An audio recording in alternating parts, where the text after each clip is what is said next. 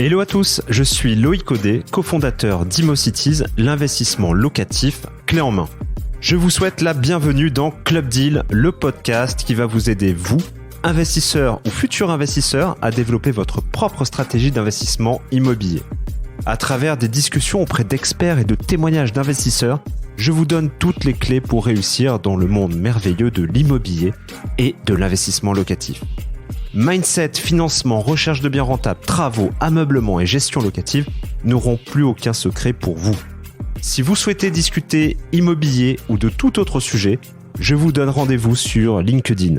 Bien entendu, toutes vos questions sont les bienvenues et c'est avec grand plaisir que je tâcherai d'y répondre. Bonjour Loïc, écoute, ça va très bien et toi ? Le grand retour après 49 épisodes. Donc Charlie, pour ceux qui ne le connaissent pas, c'était Charlie Gostin, premier épisode de Club Deal, qui revient au 49e épisode. Alors, j'aurais voulu faire 50, mais j'ai pas réussi, désolé. Ouais, on n'a pas réussi à se combiner, on a fait le 49, mais... Ouais.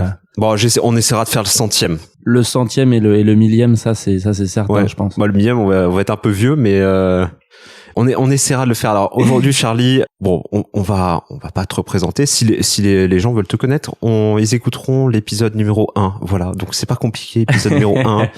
Le premier, faut scroller les 49 épisodes précédents. Et puis, voilà, donc le premier épisode avec Charlie Gostin d'Artemis Courtage. Alors, aujourd'hui, on va parler financement et, du coup, nouvelle année 2021. Il s'est passé plein de choses. Où en est-on ? C'est ça la question.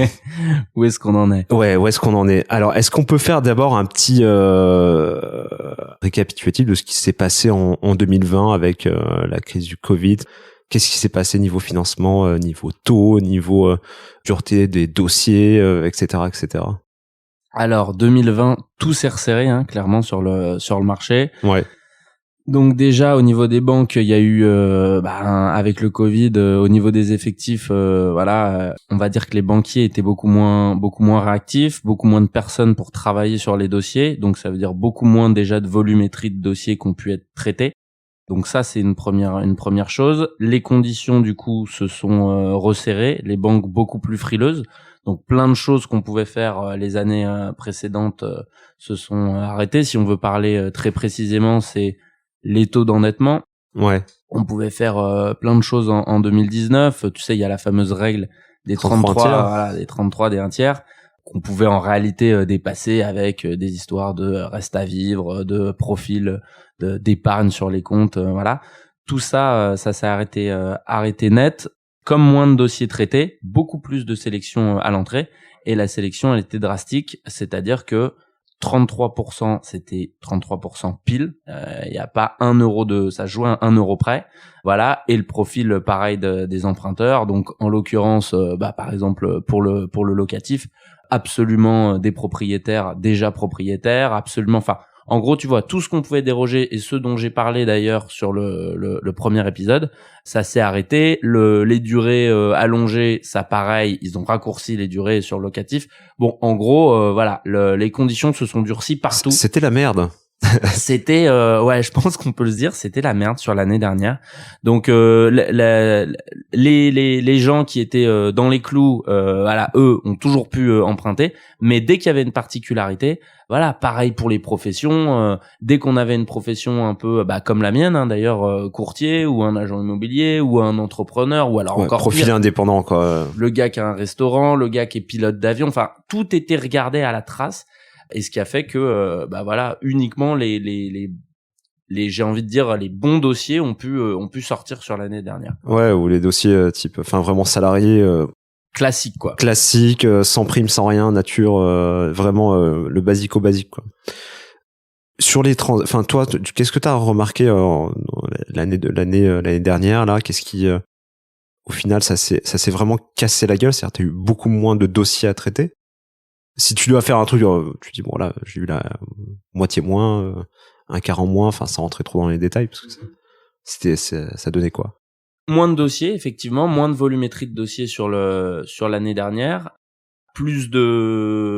malheureusement obligé de faire plus de sélections, donc obligé de dire beaucoup non sur l'année dernière, parce que il y avait les gens étaient quand même prêts à acheter sur l'année Covid, mais malheureusement voilà, beaucoup plus de sélections. J'ai envie de te dire sur le ratio de dossiers, je pense qu'on a fait, alors c'est un peu particulier parce que nous, tu sais, on est sur Paris, donc le marché parisien est toujours un peu particulier. Il est peut-être plus vivace qu'en région, quoi. Plus vivace, peu importe, malgré la crise, les gens continuent à acheter. Donc sur le marché de la résidence principale, c'est quand même resté dynamique. Et puis le profil des emprunteurs parisiens, enfin voilà, le cadre sup qui met de l'apport. Voilà, donc sur la résidence principale, là, ça a continué à être dynamique. Mais je dirais allez, en tout cas, sur ma production personnelle, il y a bien un quart de volumétrie qu'on a fait en moins, Et le taux de fail, en gros, entre les dossiers que tu présentes et ceux qui... Bon, remarque, toi, tu les sélectionnes dès l'entrée, donc au final, t'as pas trop de... Alors voilà, j'ai pas eu de fail puisque j'ai pas présenté les dossiers, c'est-à-dire que... un mauvais dossier ou un truc dossier, un peu bancal... Voilà, je le vois tout de suite en amont non, j'ai même pas souvenir d'avoir eu un refus, mais en tout cas, ce qui est certain, c'est que je sondais les banques en avance. Et pour des profils qui étaient top, il y avait même pas de discussion. Certaines fois, j'avais l'impression de dire hurrah quand j'avais un accord, parfois. Donc, célébration, voilà, quoi. Pas de négociation. Là, on parlait aussi des conditions d'acceptation. Les conditions bancaires, en gros, il fallait accepter ce qui nous donnait, parce que de toute façon, il y avait pas le choix. Donc voilà, j'ai même eu parfois des surprises où il fallait placer de l'épargne, absolument. Si on plaçait pas d'épargne, la banque prenait pas le dossier. Donc voilà. À la place de l'apport ou il fallait mettre de l'apport et en plus placer de l'épargne. Ok, plus la carte bleue, plus le machin, plus la carte. Tout, donc quoi. Là est la totale. Voilà. Ok. Bon, ça a été dur, quoi. Ça a été dur. L'année dernière, pas une année évidente, Ok. Et l'apport, tu sais, on en demandait plus ou au final, tu sais, en général, c'est quoi? C'est les frais de notaire, quoi. On demandait toujours la même chose, c'est-à-dire minimum les frais annexes. Encore une fois, j'essaye d'être le plus général possible, mais j'avais une bonne partie des banquiers qui me demandaient par exemple 10% en plus des frais annexes pour me valider le dossier. Donc très compliqué, surtout pour les primo-accédants où faut déjà avoir le ticket d'entrée pour mettre les frais annexes, et en plus il faut rajouter 10%. Ou alors placer 10% sur un compte qui était bloqué. Donc ce qui fait que le marché était beaucoup plus compliqué et les dossiers beaucoup plus difficiles à passer. Voilà. Ok. Cette année, du coup, bon, on repart avec un petit peu de Covid. T'as quand même Bruno Le Maire qui nous a annoncé des choses. Bien sûr. Le 33 passe à 35. Waouh. Il y a d'autres, et puis a priori. Ce que j'ai compris, un espèce pseudo assouplissement. Enfin, c'est ce qui nous a été un peu rapporté, quoi. À quoi on doit s'attendre cette année en termes de difficultés pour avoir un crédit, en termes de taux ou en termes de, je sais pas. Alors cette année, j'ai le bonheur et le plaisir de t'annoncer, Loïc, que les nuages vont partir, le ciel va s'éclaircir. Normalement, on est reparti quand même sur de bonnes bases cette année, dont en tête, tu sais, il y a des organismes de garantie qui accordent les crédits et qui ont des objectifs qui vont être élevés cette année. Pareil, les donc là on parle caution logement, action logement, pardon. Crédit logement. Okay. On a les organismes bancaires, pareil, ils ont des objectifs qui sont élevés et ils n'ont pas forcément fait les chiffres sur l'année dernière.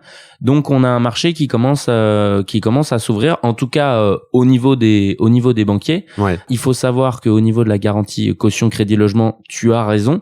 Les fameux 33% qui étaient donnés sont montés à 35%. Alors, ça paraît un peu ridicule comme ça, mais tu sais qu'avec les conditions d'emprunt qui sont très basses, 2% d'écart sur le taux d'endettement, ça peut faire beaucoup d'argent. Donc, pareil, au niveau de la garantie caution crédit logement, ils ont un petit peu desserré les taux, c'est-à-dire que sur le locatif, on était cantonné à 20, on va pouvoir revenir sur 25%. Donc en fait, les banquiers vont avoir les mains un petit peu plus libres sur cette année. Pareil, au niveau de l'apport et du placement, on n'est plus obligé de placer les 10% en plus. on peut se contenter des frais annexes et on peut faire des dérogations dans certaines banques. Alors attention, c'est pas avec la garantie caution crédit logement, mais on va pouvoir monter l'endettement un petit peu plus élevé en passant par d'autres types de garanties. Quoi, l'hypothèque? Par l'hypothèque, ouais, okay. Exactement. Donc, ce qu'il faut quand même se dire, c'est que là, les conditions sur l'année 2021 sont complètement dingues. Ouais. Sur toutes les durées, on est sur des conditions qui peuvent être, en tout cas, à moins de 1%. Okay. J'ai l'impression qu'on le dit tous les ans, l'emprunt est gratuit. L'emprunt est encore plus gratuit cette année. Donc, en tout cas, du côté des banques, ils sont prêts, ils sont armés. Tout le monde est passé au numérique avec la crise du Covid, donc beaucoup plus efficace. Si reconfinement il y a, ils sont organisés, ils sont rodés pour. J'ai envie de dire, ça a même amélioré la profession, tout ça. On était sur un fonctionnement un petit peu à l'ancienne sur les années précédentes. Là, vraiment, il y a un coup de jeune qui a envahi tout le crédit et les process sont vraiment fluidifiés. Ok. Durée d'emprunt. Apparemment, passer le 25 ans, enfin le 20 ans classique passerait au 25 si je dis pas de bêtises. Est-ce que sur du locatif, ça a changé ça, ou on est toujours un peu plafonné à 20 ans parce que... Alors, comme les années précédentes, la plupart des banques plafonnent sur 20 ans. Voilà, c'est 15-20 ans, c'est la moyenne sur du locatif. Ouais. Après, il est possible, dans certaines banques et suivant le profil du client, de passer sur 25 ans. On a des banques qui arrêtaient de laisser cette ouverture-là sur toute l'année précédente. Elles ont réouvert les vannes pour faire un emprunt sur 25. Ok. Par contre, évidemment, il faut, on peut pas, c'est ce que je disais dans le premier podcast, là je vais un petit peu me répéter, mais on peut pas cumuler toutes les particularités. Il faut quand même mettre un petit peu il faut quand même un peu vendre son dossier au banquier pour que tout le monde y trouve son intérêt. Voilà. Est-ce que au niveau du classement un peu les banques qui prêtent, tu peux me faire un top 5 des banques les plus arrangeantes ou les plus, pas arrangeantes parce qu'au final les conditions sont à peu près les mêmes, mais celles qui sont les plus chaudes à prêter à des investisseurs ou même à des particuliers qui veulent acheter leur résidence principale? Alors, c'est souvent la question qu'on me pose. Quelle est la banque, ou en ce moment, quelles sont les banques qui sont les mieux positionnées pour le locatif? En fait, tout dépend vraiment du profil de l'emprunteur. C'est-à-dire qu'il y a des banques qui ont des objectifs en interne et qui ciblent un type de clientèle particulière. Donc, en fait, chaque banque va être positionnée par rapport à un profil de client. Je donne un exemple. Il y a des banques type Banque Populaire qui vont être mieux positionnées sur les fonctionnaires. Il y a des banques qui vont avoir des objectifs sur vraiment les primo-accédants. Et en fonction de ces objectifs-là, je vais passer plus facilement un profil de client dans une banque. Il faut savoir que au niveau des banques, on a une remise à jour pendant l'année qui est régulière, c'est-à-dire que ils ont des directives au-dessus, qui fait qu'on va réorienter les clients plutôt vers une banque. On va dire que tous les 2-3 mois, je vais changer mon classement en fonction des clients. Ok. Voilà. Il y avait la banque postale à un moment donné qui était Banque postale par exemple. Alors pareil, là on donne les conditions du jour, mais tout ça c'est en perpétuelle évolution. La banque postale par contre par exemple va dire en ce moment, moi je veux que la personne soit propriétaire. Après, ça dépend. Si la personne est déjà cliente de la banque postale, elle aura une autre approche du client. Donc, en fait, c'est toujours difficile de donner des conditions vraiment générales en disant c'est cette banque ou cette banque, puisque ça dépend du profil, de là où la personne achète. Voilà, il y a plein de particularités qui font qu'on va les orienter plutôt à gauche ou à droite. Après, évidemment, je sais qu'il y a des banques qui seront toujours hors jeu parce que c'est pas voilà, elles visent pas le locatif, c'est pas leur profil de clientèle. Ouais. Voilà. Bon, après, faut garder à l'esprit quand même que le crédit immobilier pour une banque, c'est le produit d'appel qui permet de capter le client, quoi. Exactement. Ouais, c'est vraiment ça, quoi. C'est un produit d'appel. En gros, que ce soit A, B ou C, c'est je te prends, on est lié par amour pour un crédit. Exactement. Et une belle preuve d'amour. Ouais, c'est une belle preuve d'amour. Et puis voilà, en gros, tu sais que pendant potentiellement, alors pas 20 ans parce que je pense que les banques elles sont pas connes. La durée de détention d'un appartement, c'est à peu près 5 ans, une maison, c'est à peu près 10 ans. Donc mais ça leur fait un client pour 5 ans ou pour 10 ans, quoi. Voire plus, parce que après bon, tu peux garder ton crédit dans la banque initiale ou le faire transférer, etc. Donc tu gardes ton client. Donc effectivement, faut quand même avoir je pense qu'un bon client pour une banque, c'est quelqu'un qui peut épargner, qui peut prendre des produits annexes en permanence, etc., qui est potentiellement souvent sollicité. Bien sûr. Ouais. C'est pour ça que la BNP m'appelle toutes les 10 minutes pour me proposer des trucs de merde. Je me disais bien qu'il y avait un truc, mais oui, voilà. Donc c'est le produit d'appel. Et après, effectivement, banque A, banque B, je pense que les conditions sont pas si différentes, quoi. En fait, le crédit, t'as complètement raison. L'utilité du crédit, c'est de rapatrier des nouveaux clients. Donc l'objectif, personne, enfin, en tout cas, quand on a une banque, on a tous la banque j'étais jeune étudiant, oui. On m'a donné 20 € sur un livret et je me suis mis dans cette banque-là où mes parents étaient dans cette banque, donc forcément j'ai pris la même banque. Et après, je vais me te dire, même moi, j'ai la banque de mes études, je me suis pas amusé à changer. La banque qui va réussir à me capter et le changement de banque, ça peut être soit je vais sur une banque en ligne parce que je veux rien payer en termes de frais, ou soit j'ai emprunté. Et d'ailleurs, bon, sans parler des cas perso, je me souviens plus, mais c'est j'ai emprunté et du coup cette banque m'a prêté, donc j'ai fait le changement et puis après je m'amuse pas à rechanger. Donc ils savent qu'ils peuvent te capter grâce à ça, grâce au crédit. C'est le principal moyen de capter un nouveau client. Et d'ailleurs, je suis en parler t'as parlé de néobanques là. Est-ce que les néobanques commencent un peu à prêter? Alors je sais qu'il y a ING qui prête. ING qui arrive sur le marché. J'avais regardé, par contre, c'était pas du tout, c'était pas très compétitif à l'époque. Enfin, il y a quoi? J'ai regardé à 6 mois, comme ça, tu fais une simule sur ING, franchement, les taux ils étaient complètement dans les choux, les mecs. Bah, en fait, le marché est vraiment en train de se structurer là. Pareil avec les banques en ligne. Bon, pour le moment, leur façon de capter des clients, c'est pas le crédit. Clairement, leur façon de capter le client, c'est les comptes gratuits. Voilà, c'est par là qu'ils passent. Dès qu'il y a des spécificités, des particularités, déjà la banque en ligne ne sait pas faire ce type de prêt.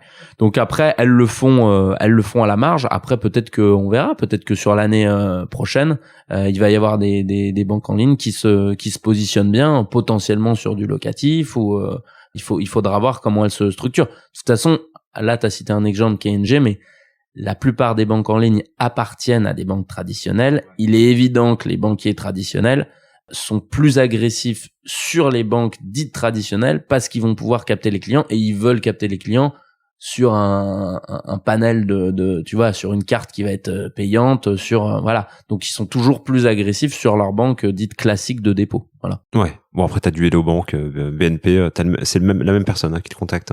C'est bon. Après voilà, pas de commentaires sur les services, mais bon.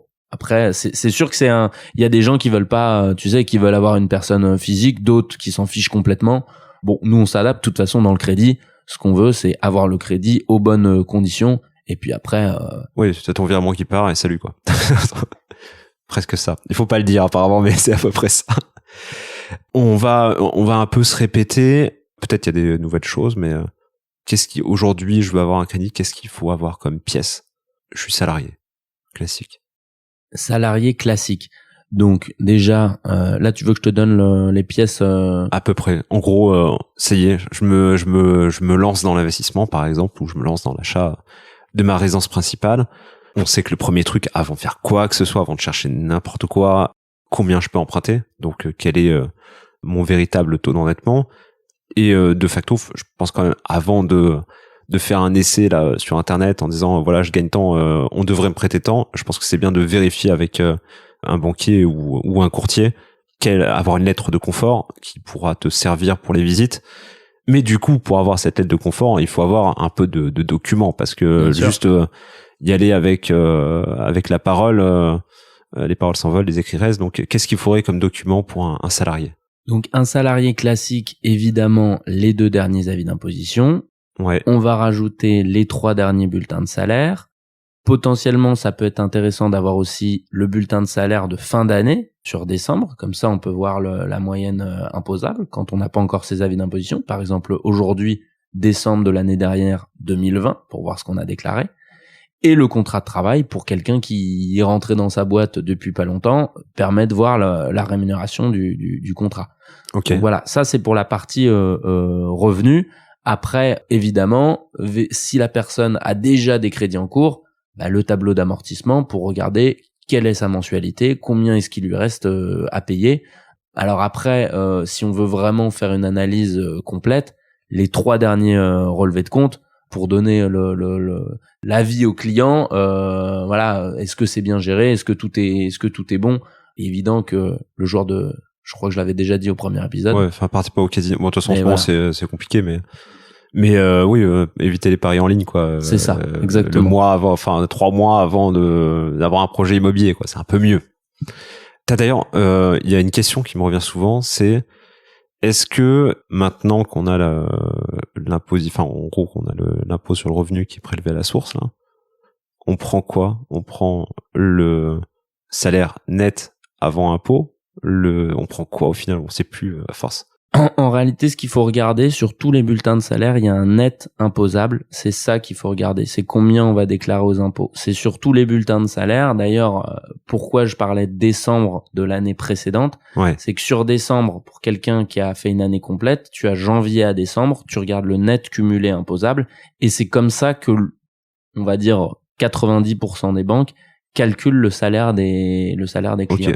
Donc c'est le net imposable. C'est pas ton net avant impôt, c'est pas ton net après impôt, c'est le net imposable qui compte. Et puis il peut y avoir plein de choses. Il peut y avoir des profils qui ont des primes ou qui ont un 13e mois, donc c'est compliqué de regarder sur un seul bulletin de salaire. Il faut faire sur une année complète pour avoir une visibilité des profils. Ok. Maintenant on change de bord. On va chez les indépendants. Ouais. Comment tu te défends? Alors les indépendants, ça peut faire peur, mais en réalité c'est juste une méthode de calcul qui est différente. Les indépendants, la grosse particularité, c'est que quand on vient de commencer et on est indépendant, effectivement très compliqué d'emprunter. La base du calcul, c'est de faire sur 3 ans pour un indépendant. Okay. Donc on fait une moyenne sur 3 ans, mais en même temps c'est logique. Il y a des profils qui sur une année vont gagner beaucoup, puis après vont faire une mauvaise année, et après on vend. Donc en fait c'est pour ça que le banquier fait une moyenne sur 3 ans. Il est obligé pour avoir une lecture sur le long terme. Voilà. Donc on prend les 3 derniers impositions tout simplement et on fait une moyenne. Ok. Et du coup, en termes de documents, tu donnes tes 3 derniers bilans, quoi. C'est ça au final. Exactement. Juste ton imposition, enfin tes derniers avis d'imposition, peut-être les 3 du coup. Les 3 derniers avis d'imposition. Après ça dépend, tu vois, là on est en début d'année, donc t'as pas encore l'avis d'imposition. Ouais. Donc on demandera soit t'as un comptable et tu donnes un arrêté comptable, ou soit on regarde ton bilan. Enfin, en tout cas, on essaye de lire combien tu vas déclarer sur l'année précédente. Voilà. Ok. Là on est au début mars. Janvier, février, ça s'est passé comment? T'as eu plus de dossiers, enfin t'as senti la différence? Ça a repris On a ressenti une dynamique nouvelle sur le marché, ça c'est clair et net. Alors tu sais que moi je finance beaucoup de résidences principales sur le marché parisien. Donc on a quand même senti, surtout le métier, c'est attention, je dis pas que ça s'est simplifié, mais en tout cas on a pu élargir un petit peu, rien que cette histoire d'endettement et de montant d'apport, ça a un peu simplifié la donne, hein. Donc la volumétrie de dossier, c'est clair, c'est ressenti. On est parti sur des bases, en tout cas sur Paris, j'entends, qui sont très élevées, hein. Le marché, en tout cas au niveau du marché parisien et au niveau du crédit, pour tu vois mon activité, c'est clair qu'on a vu, moi j'ai vu une vraie différence là. Déjà j'ai vu une vraie différence sur décembre de l'année dernière. Ok. Donc en gros c'est reparti. Enfin toi tu penses que là, cette année là ça va repartir. Est-ce que ça sera un bis 2019 ou pas? Un bis 2019, ce serait magnifique parce que 2019 était une des meilleures années. Tu m'étonnes. Donc voilà, mais si déjà on pouvait ça c'est certain qu'on est parti, enfin là on est parti pour faire une bien meilleure année que l'année précédente, que 2020. Après, de là à toucher les sommets de 2019, je sais pas, on verra sur la fin d'année, mais là je pense que d'ici à juin en tout cas, le marché est quand même bien reparti et la dynamique est relancée, hein. Plein de gens qui avaient mis leur projet en stand-by, tu sais que le confinement ça fait beaucoup réfléchir. Oui. Donc voilà, à force de tourner en rond, je pense qu'il y a plein de locataires qui se sont dit bon, il est peut-être temps pour moi aussi de devenir propriétaire, devenir propriétaire. Ça a pu jouer en la faveur d'une reprise du marché, hein, ce confinement. Bon, puis ils ont eu le temps d'épargner un peu parce que du coup, carrément. T'es moins, plus de resto, t'es moins tenté. plus de vacances. Ouais, plus de bière, c'est fini. Qu'est-ce qu'on fait? On achète un appart. Ouais, pourquoi pas. Bah, au moins, c'est un bon investissement, hein. Le taux moyen aujourd'hui, parce qu'il y a quand même un truc qui est fantastique, c'est que on croit tout le temps que les taux qui sont historiquement bas vont finir par un jour monter en flèche. Ils ne montent pas. Ou ils descendent. Bon, ça va aller on descend jusqu'à combien et enfin, en fait, est-ce que faut nous expliquer un peu la mécanique, enfin, sans être trop, enfin, de manière assez facile, la mécanique, pourquoi le taux d'intérêt est aussi bas et pourquoi il ne monte pas, ou pourquoi on craint qu'il monte et finalement il monte pas, qu'est-ce qui... Sur le taux d'intérêt, c'est vrai que tous les ans, on se dit, allez, cette année, c'est pas possible. C'est l'année la plus basse, ça va remonter. Ouais. Et ça, allez, il y a des légères hausses et après, il y a une vraie baisse. Donc pareil, là, j'ai envie de te dire, on est au plus bas, mais je vais dire ça chaque année depuis plusieurs années. Donc bon, là, je pense quand même, là, au bout d'un moment, là, l'argent. Ça y est, c'est trop bas, là. C'est quasi gratuit. Enfin, là, on voit que sur 20, on parle de 25 ans, tu vois des taux d'intérêt, pour des super profils, à moins de, sur 25 ans, ça peut être moins de 0,80 même, dans certains cas. Donc, là, c'est complètement, c'est vraiment du délire, là, je veux dire. Donc, sur le mécanisme de taux d'intérêt, je pense que ça va tenir sur l'année, a priori, vu les objectifs très forts qu'ont les banques. Il y a aussi ça, hein, elles ont fait moins de volume. Ils sont en retard. Ils sont en retard, ils veulent faire du crédit, en tout cas, cette année. Après, ça tiendra pas sur la durée, cette histoire de taux bas, parce que là, faut savoir que la banque ne fait, il y a toujours du profit, évidemment, puisqu'il y a des taux d'intérêt. Mais, voilà, ça coûte de l'argent aussi d'avoir un client. Il faut, payer, ils ont des charges, hein. Donc, normalement, je veux dire, sur l'année prochaine, il est quasi impossible de garder la même dynamique que en ce moment. Donc, on a dit que le crédit était un moyen de rapatrier des nouveaux clients. Évidemment, les banques sont en concurrence entre elles et elles baissent le taux d'intérêt. Il faut savoir que c'est lié aussi à la BCE, qui prête à certains taux directeurs, et les banques se fixent là-dessus. Ouais. Donc, je pense aussi qu'il y a... Ils prêtent quasiment à zéro, les mecs BCE. Il y a une volonté aussi au global, mais de laisser accessible l'emprunt et de garder une dynamique. Donc, moi, je pense que là-dessus, même s'il y a une hausse des conditions, on va pas se cacher, hein, franchement, même si tu prends 0,10, 0,20, voire même 0,30, ça va pas changer énormément ça change pas la donne, le marché, hein, franchement.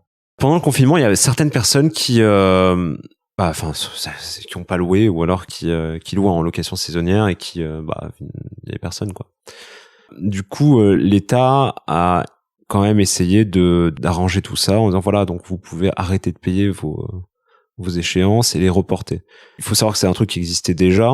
Je crois que quand tu vas à la banque, quand tu prends un crédit, on dit voilà, si jamais vous avez besoin, on peut faire un report d'échéance pendant X temps.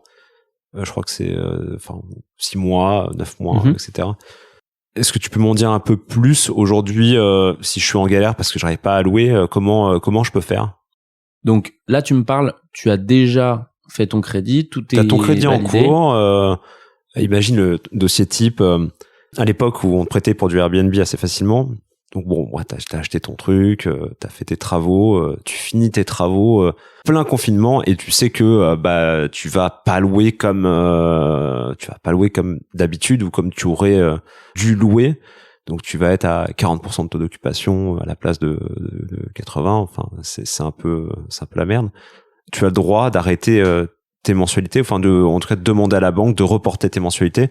Comment il faut faire, tout simplement? Donc ça, c'est dans les conditions générales de la banque. Chaque banque a des conditions générales qui sont différentes. Effectivement, tu as cette possibilité-là de reporter ou suspendre tes échéances suivant les conditions générales de la banque. Il faut que ce soit évidemment argumenté. Tu peux aussi jouer sur, là on parle de suspendre ou reporter parce que tu peux plus payer, mais tu peux aussi peut-être moduler tes échéances. Dans certaines banques, tu peux les moduler jusqu'à 30%. Okay. Donc les moduler à la baisse. Ça, ce sont des options que tu peux lever. C'était très compliqué, évidemment, pendant le Covid, parce que c'est une demande qui a été faite par tout le monde. En tout cas, voilà, tous les professionnels, tout le monde voulait suspendre ou reporter pour la même, de toute façon, pour la même raison. Mais en tout cas, oui, tu as des banques qui sont plus souples que d'autres avec la suspension ou le report. Et c'est pour ça aussi, d'ailleurs, que On parle toujours de conditions de taux, mais tu vois, ça peut faire partie des options qui sont plus intéressantes pour toi. Peut-être mieux vaut prendre une banque qui est plus souple sur les conditions générales. Ouais. Tu t'en fiches d'avoir des conditions d'intérêt plus fortes ou d'avoir une assurance. Enfin, il faut regarder vraiment au global quand t'empruntes. Oui, parce que là, je pense clairement que j'ai eu plusieurs sons de cloche. Il y a certaines personnes qui, bon, je parle du Airbnb parce que j'ai cet exemple en tête, mais qui ont jamais autant thésaurisé que cette année. Ils ont fait un bilan de merde, mais par contre, leurs comptes sont pleins. Parce que ils ont arrêté de payer leur crédit, mais même s'ils remplissaient à 30 ou 40%, c'est sur leur compte, quoi. Et ça leur a permis d'ailleurs de racheter autre chose, parce que ça leur faisait du cash, etc., etc. Enfin, ça, c'est des cas extrêmes. Il y en a qui profitent vraiment du truc. Et tu sais bien que dans la crise, il y a toujours, voilà, tu peux toujours soit perdre ou soit justement bénéficier de la crise. Hein. Ouais, enfin, oui, jouer sur les deux tableaux, enfin, jouer vraiment sur le tableau et puis gagner plus que les autres. Mais on va dire pour l'investisseur moyen, je pense qu'aujourd'hui, effectivement, on a dit, ouais, le taux au final, 0,1, 0,2, enfin, ça va pas changer ta vie. Mais faire plus attention comme tu dis, aux conditions générales. Est-ce que si ça se passe mal, parce que on peut être reconfiné, j'espère pas. Mais bon, si on est reconfiné par exemple et que t'étais censé mettre en location ton appart, tu vas potentiellement pas louer tout de suite parce que les gens peuvent pas visiter, enfin on sait rien. Donc je pense qu'il faut vraiment penser à cette partie-là maintenant plus que jamais parce que effectivement on sait pas de quoi est fait demain. Donc si tu peux reporter X mensualité, que tu dors quand même vachement mieux, quoi. Bien sûr. Tout comme quand tu achètes pour être tranquille au niveau des travaux mentalement et bien dormir, tu prends quand même un petit différé, quoi. Bien sûr. Ouais, donc limite vaut mieux négocier le différé que le taux, quoi. Bah, c'est clair et net. Je veux dire, pour surtout là, sur le locatif, quand tu peux faire un différé de 3, 6, 12, 24 mois, hein, je veux dire, c'est hyper intéressant. Qu'est-ce que tu t'en fiches de payer alors après, je sais pas les montants d'emprunt, mais tu sais, on n'est pas à 15 € près sur la mensualité. Si ça te permet de faire de la trésor et voilà. Donc d'ailleurs, sur le locatif, je pense que c'est même une des choses de base qu'il faut regarder, c'est de faire ces travaux, de pouvoir mettre en place le différé pour commencer, même quand ton locataire commence à payer, faire de la trésor de côté. Et puis voilà, justement, tu anticipes les prochaines années, le trou entre deux locataires, le locataire qui paye pas. Enfin, voilà. En tout cas, cette histoire de différé est aussi importante, voire plus importante même que les conditions de taux. Ok. C'est facile d'avoir du différé? Alors c'est facile d'avoir du différé. J'ai envie de te dire oui. Quand t'es dans après c'est toujours pareil. Si déjà tu as des particularités, on pourra pas tout avoir. Mais à la base sur un profil classique. Ouais, complètement. On peut demander le différé. Il faut simplement le demander à la bonne banque.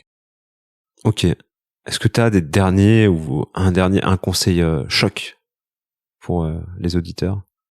Le conseil choc, c'est vraiment, je pense, de planifier ça et de s'y prendre à l'avance sur l'emprunt.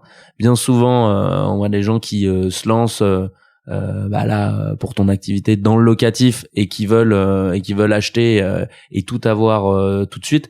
Je pense qu'il faut avoir une réflexion en amont et déjà cadrer bien son plan de financement. C'est la base de tout. C'est vraiment cadrer, voir ce que je peux faire et ensuite, après, aller sur le marché et commencer à rechercher.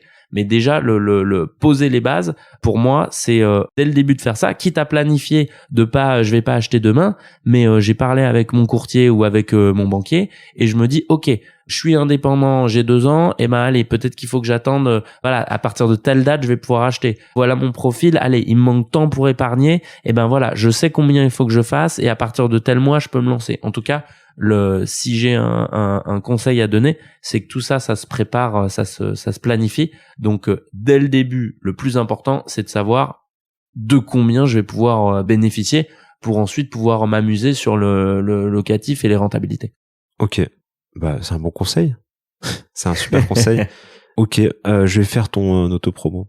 Tu me permets. Donc, Charlie Gostin, Artemis Courtage. On te retrouve sur LinkedIn. Donc, @Charlie Gostin, G-O-S-T-I-N. On avait donné ton mail ou pas? Je crois qu'on avait donné mon mail. Ouais. Fais parce qu'il y a beaucoup plus d'écoute. Hein. Ça fait plus pareil. Hein, maintenant. Dis donc. Vas-y, rappelle-moi. Je crois que je le connais. Bon, vas-y, dis-le, je vais pas faire d'erreur. Alors, j'ai pas été très original, hein. C'est Charlie avec un y.gostin@artemiscourtage.com. Ok. Charlie, on se dit à l'année prochaine. Eh ben, écoute, pour la 100e, je veux que ce soit moi, Loïc. Voilà. Ok. Bon, bah, écoute, je t'invite pour la 100e. Faudra que tu me dises des choses, mais je t'inviterai pour la 100e, sûr. Je pense à toi. Bon, bah, je te souhaite, le meilleur, hein, mon Loïc. Voilà. Bah, toi aussi. Toujours pareil. Bon, écoute, merci pour ce 49e épisode. Eh ben, merci et merci à toi. Et puis, merci aux auditeurs. Voilà. On vous dit à très bientôt. Quant à moi, je vous retrouve jeudi pour l'épisode solo là, qui s'appelle la Minute Con d'ailleurs. Ah, la Minute Con. Ouais, dis la donc. Minute Con. Oui, mais la Minute Con, c'est l'occasion de répondre à des questions d'investisseurs en 5-10 minutes, de manière très simple et efficace. Super. C'est le rendez-vous du jeudi. Bah, en tout cas, moi, ça me donne envie d'écouter le prochain épisode. Ça, c'est clair. Bon, bah, écoute, t'écouteras la Minute Con, tout simplement. On vous remercie, merci pour votre fidélité. Et puis, n'hésitez pas à commenter cet épisode, partager autour de vous. Vous savez, ça aide beaucoup à continuer. Vous êtes de plus en plus nombreux à partager Club Deal et à m'envoyer des messages sur LinkedIn. Donc, c'est top. Faut continuer comme ça. Voilà. Bah, écoutez, je vous dis à jeudi, du coup, pour cette Minute Con. À très bientôt. Ciao. Ciao. Bravo, vous avez écouté l'épisode jusqu'au bout. Si son contenu vous a plu, n'hésitez pas à noter, commenter et partager le podcast Club Deal à au moins 3 de vos connaissances. C'est grâce à votre soutien, à votre fidélité, bref, grâce à vous, que Club Deal prend autant d'ampleur et pour cela, je tenais à vous remercier du fond du cœur. Si l'idée d'investir dans l'immobilier vous plaît, mais que vous n'avez pas le temps ou tout simplement si vous avez peur de vous lancer, n'hésitez pas à sauter le pas et contacter ImmoCities. ImmoCities, c'est la solution d'investissement locatif clé en main qui vous permettra de dormir sur vos 2 oreilles. Recherche de biens rentables, conception, travaux, mise en location, toute la team ImmoCities saura vous accompagner dans toutes les étapes de votre projet et ce, dans les plus grandes villes de France. Il ne me reste plus qu'à vous souhaiter une excellente semaine pleine d'opportunités rentables et à très bientôt sur Club Deal.